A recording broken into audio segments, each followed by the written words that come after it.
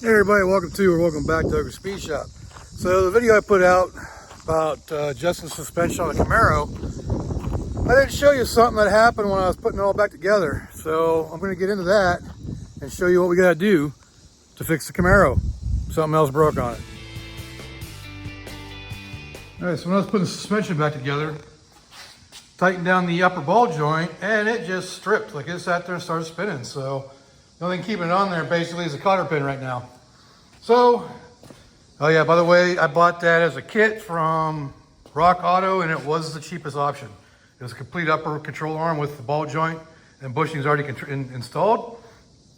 So again, you get what you pay for, so be careful when you're buying cheap stuff. But this time I got Moogs, so we gotta put the Moogs in there. I'm gonna go ahead and replace both sides, that way there's both are new. And that's what we're gonna do, replace the upper ball joint. All right, so the reason why we gotta change out these ball joints, if you kind of look up in here, I'll get this cotter pin out here in a minute, and I'll show you why we need to change it out.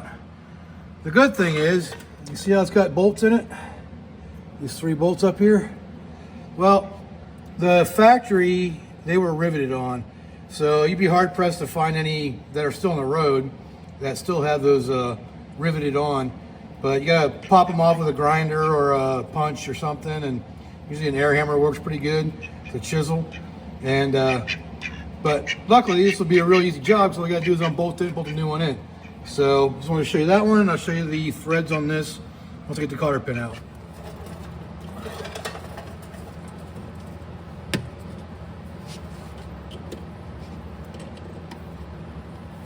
Pliers now.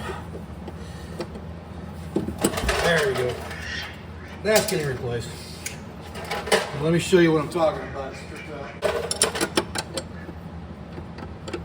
See how it's just spinning? It's because there are no threads on it. So I don't know. Let's just try it right now. I might have to get out the nut buster to try to get this thing out. See if it'll come out. If it'll go reverse or not. Not looking like it. Let me get a tool to do that.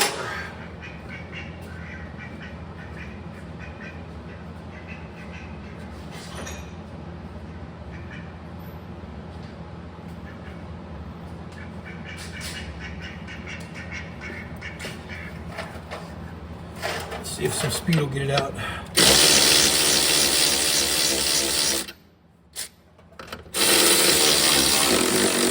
There it goes. Doing something. Yep, there we go. All right.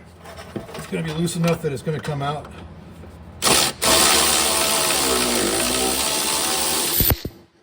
All right, so we had enough pressure on the top that it actually allowed it to come loose. But if you look, let me get you in there. You see all those threads up there, got completely gold.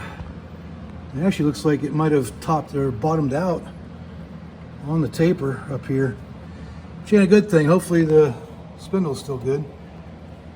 Yeah, it looks like it is. Well, we got Moogs to put in there, so let's get that unbolted and changed out.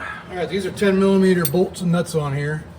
So just gotta get them loose. This particular set, they're 10mm.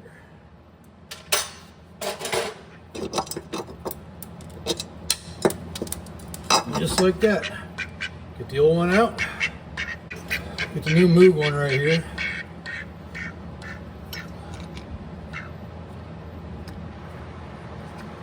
And let's get this little sleeve on here. The boot goes on first and down over.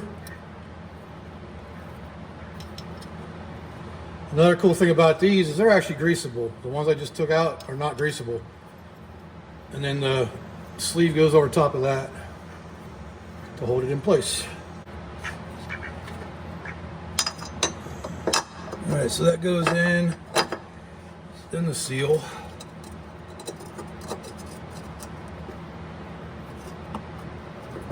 And then the little bracket here to hold it in place.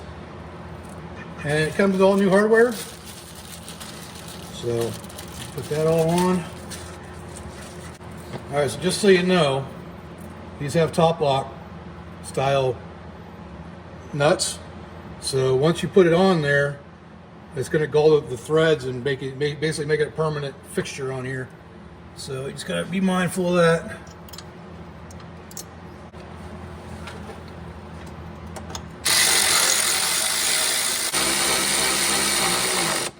What a pain in the butt.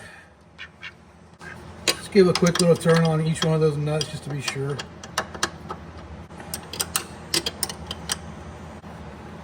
That's good. And that's good. And now it's stuck. Cool.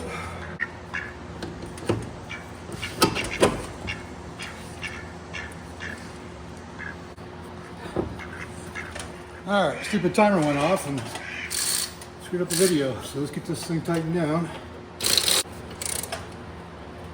Nice and tight and perfectly lined up. Awesome. And then get the cotter pin. Alright, cotter pin's in. I just gotta figure out the stupid Zerk fitting. Well, it won't go in.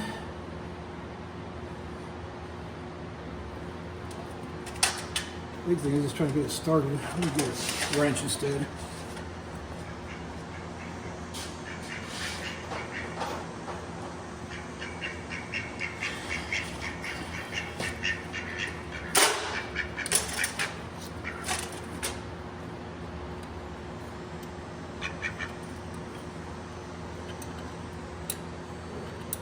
There it goes. And there you have it, brand new ball joint. This one's still good, just it stripped out the threads on there. See how they're flattened out? So I don't know what happened there, but the new Moog one's fitting good, tightened down now, and good to go. So we just gotta grease it and do the other side.